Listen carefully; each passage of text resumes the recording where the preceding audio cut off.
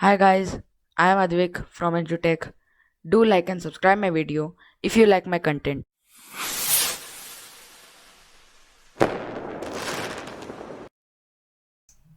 So guys, today our topic is heat. So in our day-to-day life, we come across a number of objects. Some of them are hot and some of them are cold. First, let us learn about measuring temperature. Have you seen a thermometer? If someone else in your family had a fever, the temperature was measured by a thermometer. The thermometer that measures our body temperature is called a clinical thermometer. Hold the thermometer in your hand and examine it carefully. If you don't have a thermometer, request a friend to share it with you. A clinical thermometer looks like the one shown in this image. A clinical thermometer consists of a long, narrow, uniform glass tube. It has a bulb at one end. This bulb contains mercury. Outside the bulb, a small shiny thread of mercury can be seen. If you don't see mercury thread, rotate the thermometer a bit little to see it. You will also find a scale on the thermometer. The scale we use is the Celsius scale, indicated by degree Celsius or degree C. Reading a thermometer. Let us learn how to read a thermometer. First, note the temperature difference indicated between the two bigger marks. Also note down the number of divisions shown by the smaller marks. Between these marks, suppose the bigger marks read 1 degree and there are 5 divisions between them, then one small division can be read as 1 by 5, which means zero point 0.2 degrees Celsius. Wash the thermometer, preferably with an antiseptic solution. Hold it firmly and give it a few jerks. The jerks will bring the level of mercury down. Ensure that it falls below 35 degrees Celsius. Now place the bulb of the thermometer under your tongue. After 1 minute, take the thermometer out and note the reading. This is your body temperature. The temperature should always be stated with its unit degree Celsius. The normal temperature of human body is 37 degrees Celsius. Note that temperature is stated with its unit. The clinical thermometer is designed to measure the temperature of human body only. The temperature of human body normally does not go below 35 degrees Celsius or above 42 degrees Celsius. That is the reason that this thermometer has the range 35 degrees Celsius to 42 degrees Celsius. Now let us learn about laboratory thermometer. How do we measure the temperature of other objects? For this purpose, there are other thermometers. One such thermometer is known as the laboratory thermometer. You can buy it from a shop. The range of a laboratory thermometer is generally from minus 10 degrees Celsius to 110 degrees Celsius. Also, as you did in the case of the clinical thermometer, find out how much a small division on this thermometer reads. You would need this information to read the thermometer correctly.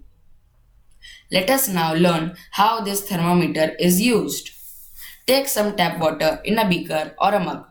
Dip the thermometer in water so that bulb is immersed in water but does not touch the bottom or the sides of the container.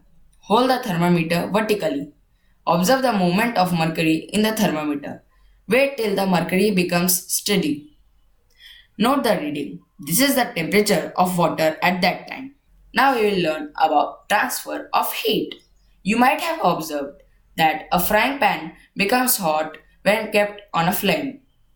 It is because the heat passes from the flame to the utensil. When the pan is removed from the fire, it slowly cools down. Why does it cool down? The heat is transferred from the pan to the surroundings. So you can understand that in the both cases the heat flows from a hotter object to a colder object. In fact, in all cases, heat flows from a hotter object to a colder object. How does heat flow? Let us investigate. Take a rod or a flat strip of metal, say of aluminium or iron. Fix a few small wax pieces on the rod. These pieces should be at nearly equal distances. Clamp the rod to a stand. If you don't find a stand, you can put one end of the rod between bricks. Now hit the other end of the rod and observe. What happens to the wax pieces? Do these pieces begins to fall? Which of these pieces falls the first? Do you think that heat is transferred from the end nearest to the flame to the other end? The process by which heat transferred from a hotter end to the colder end of an object is known as conduction. In solids, generally the heat is transferred by the process of conduction. Do all substances conduct heat easily? You must have observed that a metallic pan for cooking has a plastic or wooden handle. Can you lift a hot pan by holding it from the handle without getting hurt? Now there is an activity to understand it. Heat water in a small pan or a beaker. Collect some articles such as steel, spoon, plastic scale, pencil, and divider. Dip one end of each of these articles in hot water. Wait for a few minutes. Touch the other end. The materials which allow heat to pass through them easily are conductors of heat. For examples, aluminium, iron, and copper. The materials which do not allow heat to pass through them easily are poor conductors of heat, such as plastic and wood. Poor conductors are known as insulators. The water and air are poor conductors of heat. Then, how does the heat transfer takes place in these substances? Let us find out. Take a round bottom flask. If flask is not available, a beaker can be used. Fill it two-thirds with water. Place it on a tripod or make some arrangement to place the flask in such a way that you can heat it by placing a candle below it. Wait till the water in the flask is still. Place a crystal of potassium permanganate at the bottom of the flask gently using a straw. Now heat the water by placing the candle just below the crystal.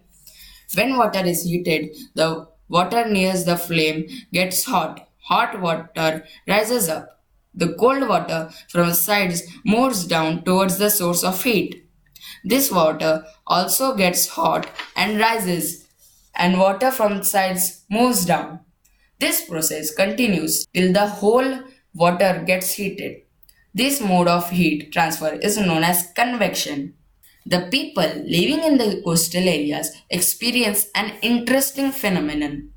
During the day, the land gets heated faster than the water. The air over the land becomes hotter and rises up. The cooler air from the sea rushes in towards the land to take its place. The warm air from the land moves towards the sea to complete the cycle.